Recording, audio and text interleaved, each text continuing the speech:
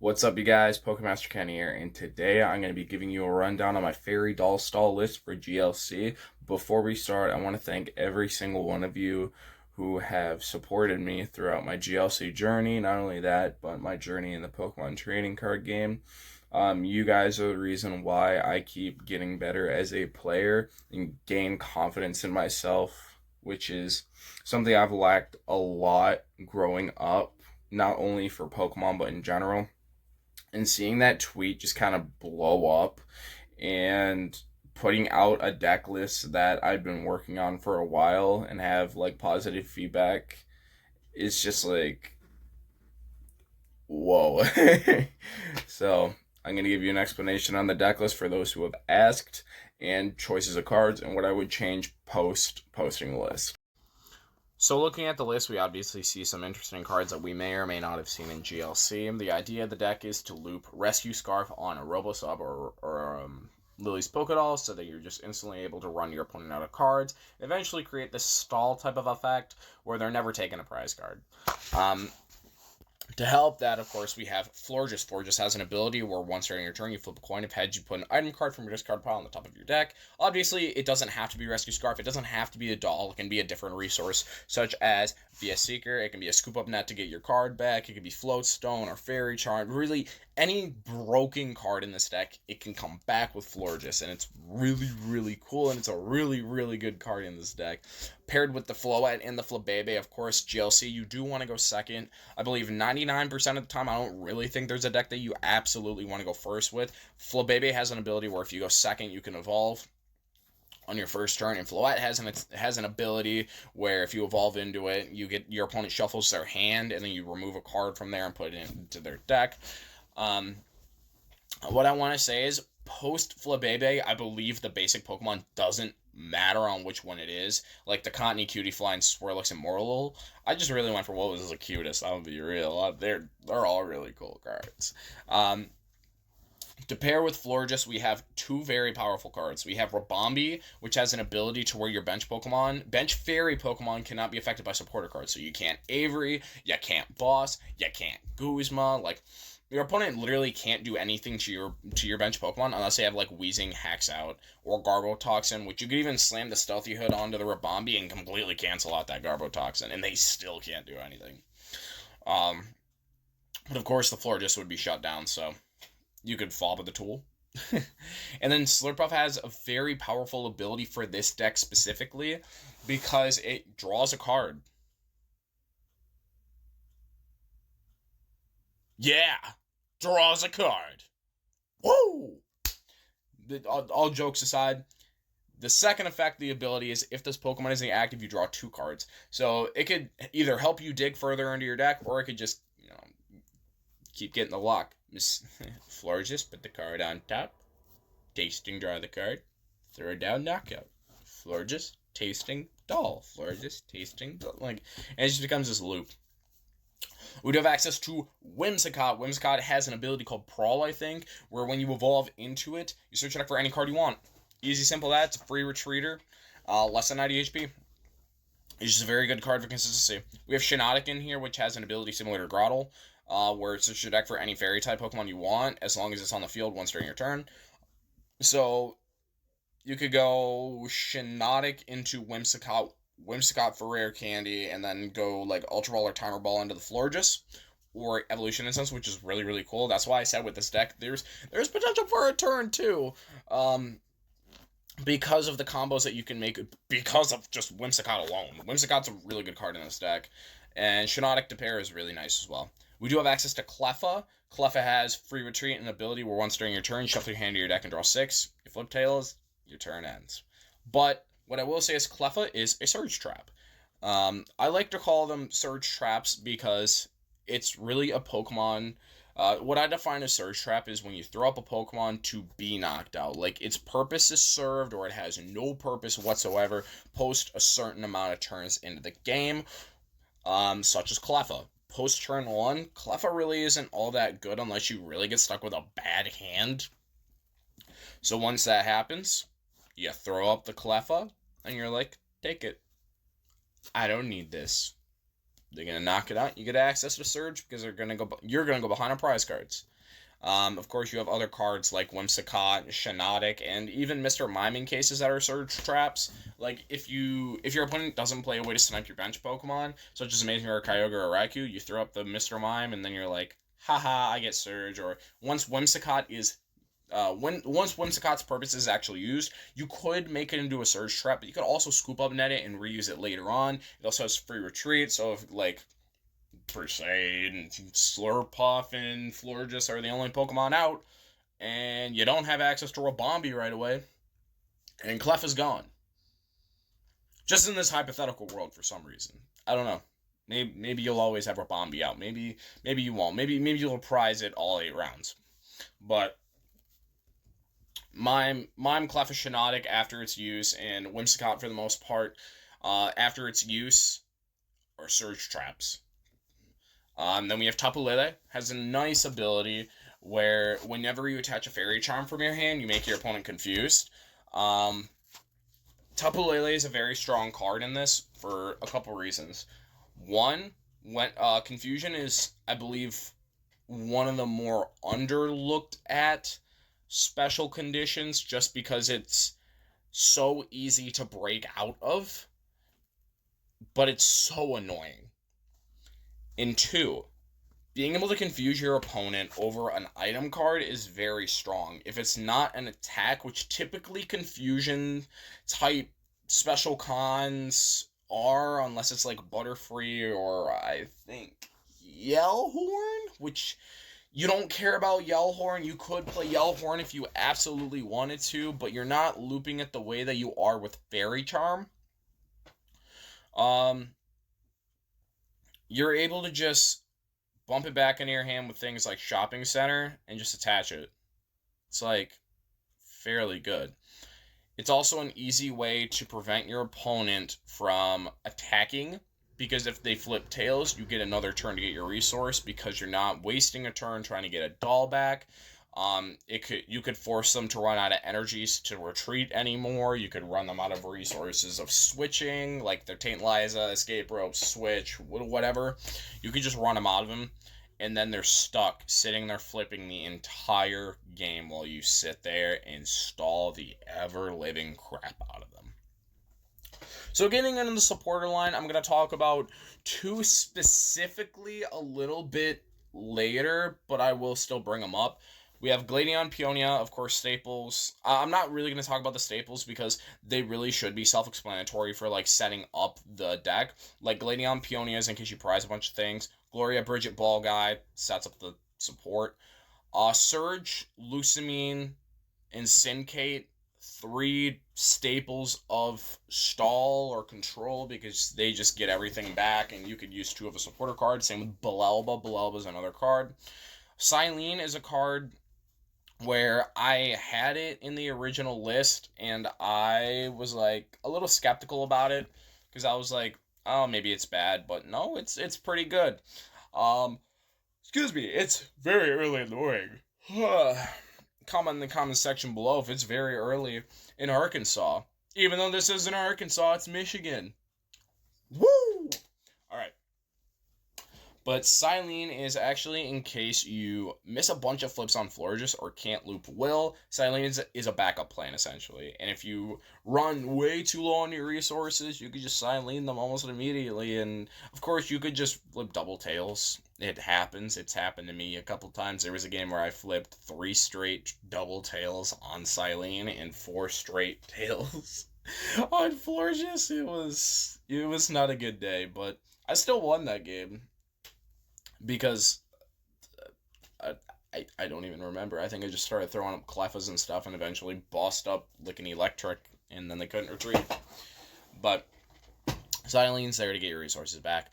Boss and Falba, staples as well, I feel like, in any control deck. Alistair is interesting. You draw 3 cards and you must discard 1. I think it's a little better than Milo in this deck because you're not trying to discard your resources in this deck. You're trying to build your hand up as big as you possibly can so that you are able to create this inevitable stall type of win.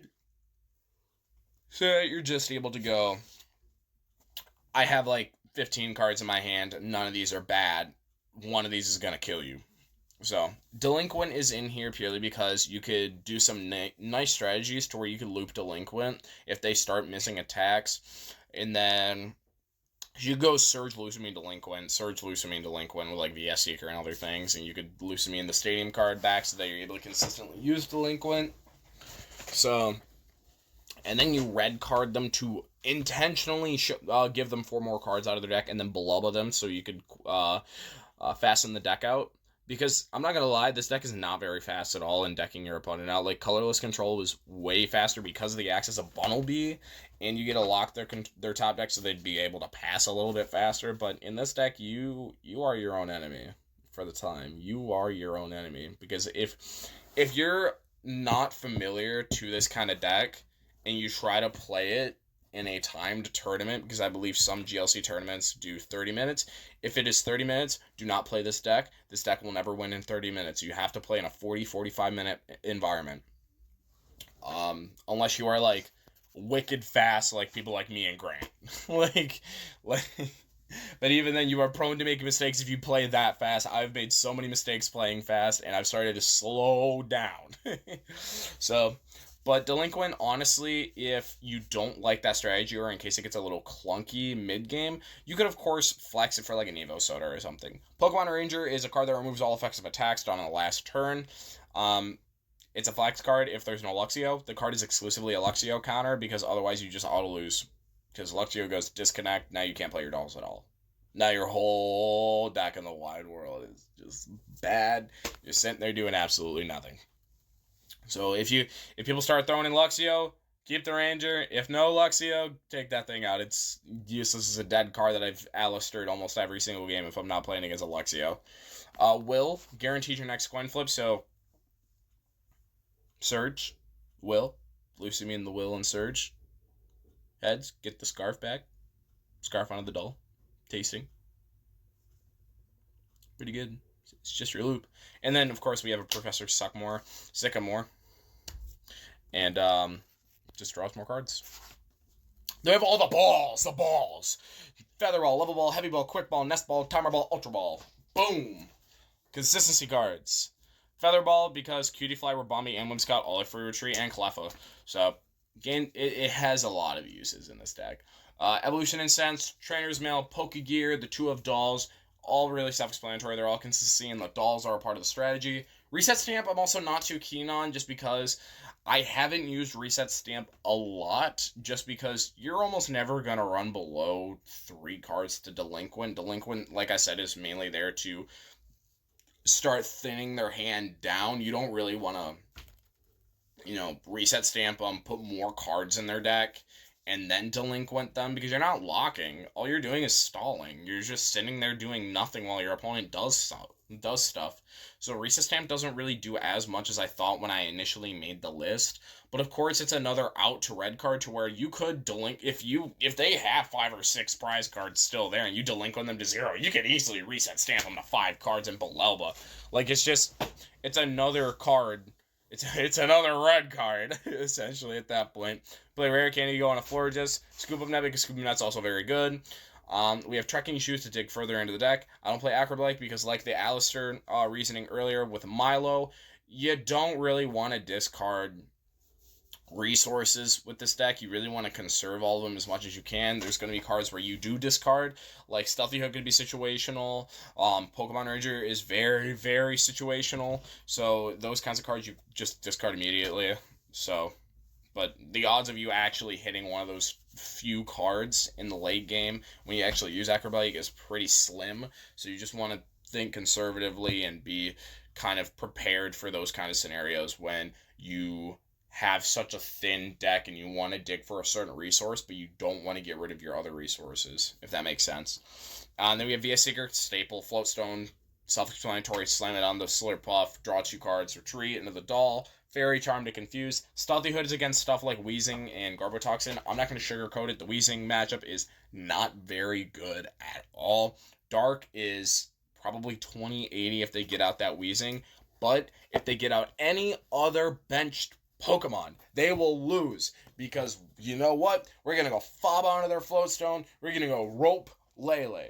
Boom. Then we're going to loop that rope, and keep bossing them up until they're out of switch cards. Like, legitimately, that's how I've won most of my dark matchups, is they just won't know how to play it, and they'll throw it. Like, if they get a lone Weezing, of course you lose. That's where maybe a Target Whistle or Captivating Pokebuff would come in, but it's like, you're not trying to boss up something and deck them out. You're just trying to deck them out, just by not taking prize cards. Like, you're not trying to, boss something up and be like, don't play. We want you to play. We want you to burn your resources. Like, that's kind of where this comes in. But I don't know. Stealthy Hood prevents all effects of abilities down to the Pokemon's cards attached to you. So you're able to Stealthy Hood onto like a Rabombi so that if your opponent is Weezing out, it prevents a boss. But it also comes down to if they do have Weezing, you're most likely putting it on the Florges, because if they put down another bench Pokemon, like I said, what do? That's right, they're royally screwed. So, that's pretty much where the Stealthy Hood goes. Then we have Scarf to loop with the doll. Then we have the 2 Carrier and Stretcher. Then we have Rope and Palpad. Palpad's a really good card to get back your cards in case you can't loop Lusamine, because of course Lusamine you don't play 2 copies because you can't in GLC, so you can't consistently loop them, and if you syndicate very late in the game, you're gonna deck out, and if you're not careful. So Palpad is just another way to do that. Ooh-wee. Then we're at the stadium cards. Drop a leech, draws your hand up to 7 cards, passes. Sky Pillar is there for Amazing Art Kyogre and Raikou. If they play Hex, they get around the Mr. Mime. They're royally screwed because everything in the deck really has, for the most part, has under 80 HP to 90 HP, so Sky Pillar is just another way to get around that, and Shopping Center is a big piece of this deck where you're just able to consistently loop that Fairy Charm off of the Tapu Lele to keep confusing your opponent.